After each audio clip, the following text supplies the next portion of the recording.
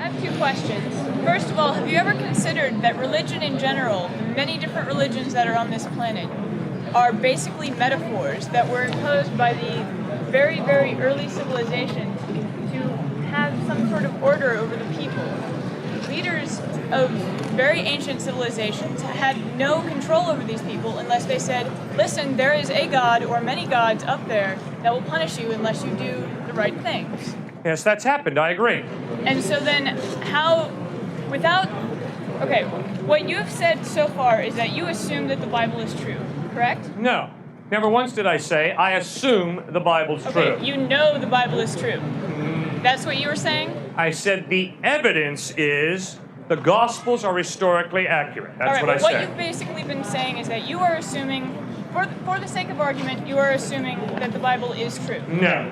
Okay, well, let's just say that for the sake of argument. Just leave it there, all right? I'm not out here to just have for the sake of argument, ma'am. I'll be real blunt with you. Yes, you are. All right. No, I'm not.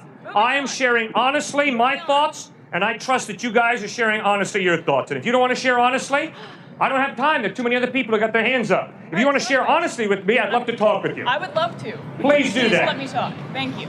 If you're assuming that the Bible is true, then going by anything else, listen to me. I am listening. I can't believe you're contradicting me. But go ahead. Oh my God. All right.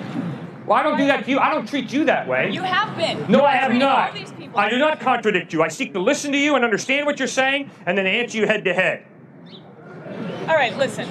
I am. The evidence that you have said to prove all the different things that you have answered these people's questions with all stem from the Bible and God's teachings. No. Through Jesus. That is what you've been saying. No, it is not. All right, well, that's what a lot of people have been getting out of it. I said very clearly that if you believe God exists because a book tells you to, you're a fool. I would never believe God exists because a book tells me God exists. Why do you believe in Jesus Christ? Jesus Christ is a different issue. Jesus Christ is an historical figure. I believe in an historical figure because books tell me. Because books tell you. Because of an historical figure. God is not an historical figure. All right, well, basically what I'm trying to say is that you are not thinking for yourself about all the different issues. Instead, you are going to a book, a man. I totally agree with you. Jesus was alive. Jesus was a very awesome man. I do not believe that he is the Son of God. I believe that you should be able to look at things rationally and separately without having to look at the Bible to tell you what the answer is. And from what I've been hearing, that is like the basis for most of your answers to these people's questions is because God gave us justice. God gave us this. God made this. God provided this. If God created everything on this planet, then why are there things that are just completely, like, for instance, if he created all the plants and all the people and all the animals, and he created all of that stuff for us to use to get closer to him, then was he mistaken to create things like pot and cocaine and heroin? Was he mistaken?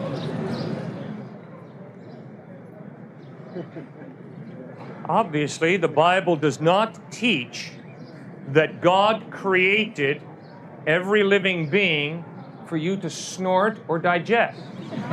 But he created everything on this planet. What I got out of the Old Testament was that he created the plants and the animals for humans to use. And he created all of these things for us to have and to be around and to enjoy. To enjoy, yes, but not to snort or digest.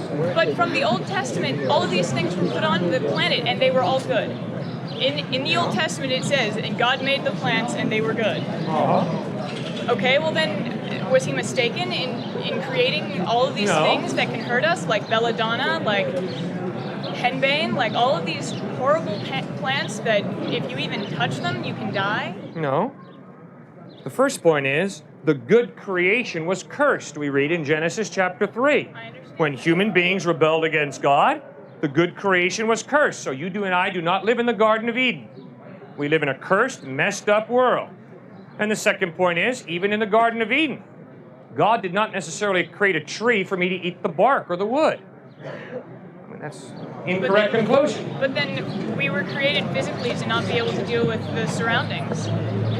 We have to go to medicine and to things that were made from plants such as aspirin. We use these drugs and these medicines to make ourselves better, to keep ourselves from dying.